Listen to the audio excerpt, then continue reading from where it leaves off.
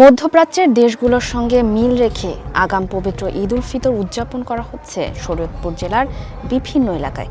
নড়িয়া ও ভেদরগঞ্জ উপজেলার অন্তত ৫০টি গ্রামের প্রায় ৪০,০০০ মুসল্লি এই ঈদ উদযাপনে অংশ নিয়েছেন। শুক্রবার সকাল ৯:৩০টায় সুরেশ্বর দরবার শরীফে অনুষ্ঠিত হয় প্রধান ঈদ জামাত। একই সময়ে আশেপাশের মাঠে আরও একটি জামাত অনুষ্ঠিত হয়। এতে ইমামতি করেন শাহ সুফি সৈয়দ বেলাল নুরি আল সুরেশ্বরী ও মাওলানা মোহাম্মদ জুলহাসউদ্দিন।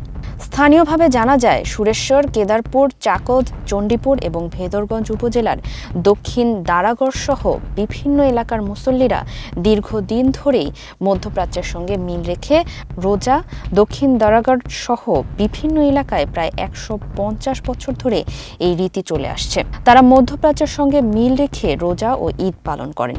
ঈদের নামাজ শেষে মুসল্লিরা দেশ, জাতি ও মুসলিম উম্মাহর শান্তি, অগ্রগতি ও কল্যাণ কামনায় বিশেষ মোনাজাত করেন।